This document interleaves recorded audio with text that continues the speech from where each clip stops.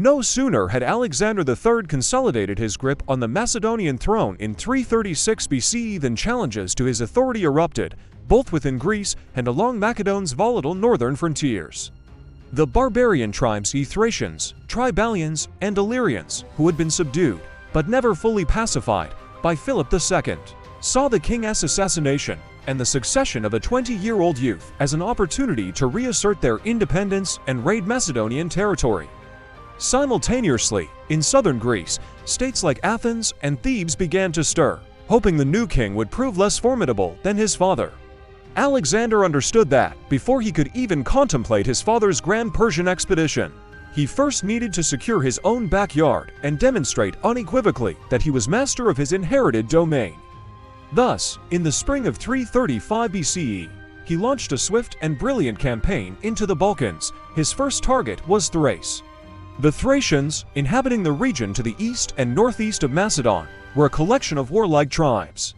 Some had risen in revolt, occupying the Shipka Pass in the Hemus Mountains, the Balkan Mountains. Alexander marched rapidly, covering ground with a speed that would become his hallmark.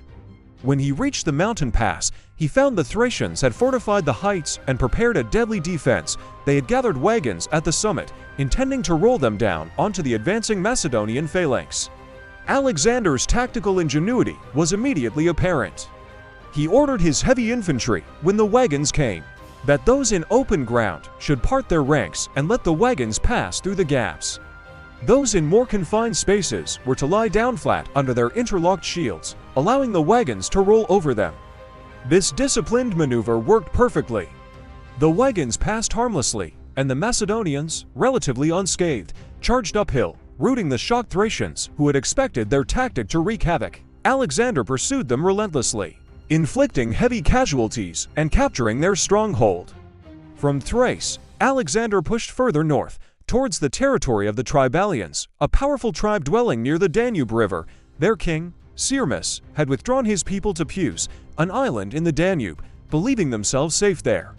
Alexander, determined to leave no challenge unanswered, attempted an amphibious assault using a few commandeered ships he found on the river. However, the current was strong, the island's banks were steep and well defended, and his ships were inadequate. Wisely, Alexander abandoned this direct assault, unwilling to risk heavy losses for a minor objective. Instead, he turned his attention to the Geta, another Thracian tribe living on the northern bank of the Danube, who had assembled a large force. To make a statement and deter further incursions, Alexander decided to cross the mighty Danube River itself, a feat of considerable logistical and psychological importance. Under the cover of a single night, using his existing ships and rafts made from leather tents stuffed with hay, he ferried a force of 4,000 infantry and 1,500 cavalry across the vast river. The Getae, astonished by the Macedonians' sudden appearance on their side of the Danube, and by the disciplined advance of the phalanx, offered only token resistance before fleeing, their town quickly captured and razed by Alexander. This daring river crossing, deep into barbarian territory beyond the known limits of previous Macedonian expeditions, had a profound impact, terrifying the surrounding tribes into submission. Syrmis and other chieftains sent envoys to Alexander, pledging peace and alliance. Even Celts from the Adriatic region, impressed by his exploits, came to seek his friendship. Having pacified the northern and eastern frontiers, Alexander then received disturbing news from the west. Cletus, king of the Illyrians, and Glaucias, king of the Taulantians, another Illyrian tribe, were in open revolt, threatening Macedone's western borders. Alexander, demonstrating incredible speed and strategic flexibility, immediately marched his army westwards through rugged mountain terrain to confront this new threat. He found Cletus entrenched at Pelium, a strategically important fortress in Illyria. Alexander began to invest the town, but soon Glaucias arrived with a large Taulantian army, threatening to trap the Macedonians between two forces. The situation was perilous. Alexander was outnumbered and in danger of being surrounded in hostile territory.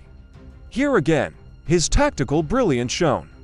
Through a series of perfectly executed drills and maneuvers, marching his phalanx in close order, performing complex formations with silent precision, and even staging a mock battle, he intimidated and confused the Illyrians, who were unaccustomed to such disciplined warfare. Seizing a moment when the Illyrians were disordered, he launched a sudden, fierce night attack, driving them from their positions and forcing Cletus to abandon and burn Pelium.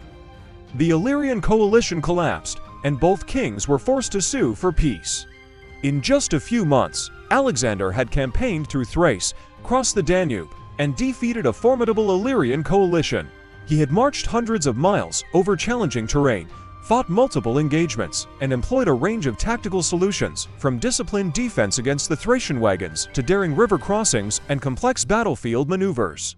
He had shown himself to be a brilliant field commander, capable of inspiring his troops, adapting to changing circumstances, and acting with lightning speed and decisiveness. He consistently shared the dangers with his men, fighting in the front ranks, which further endeared him to them.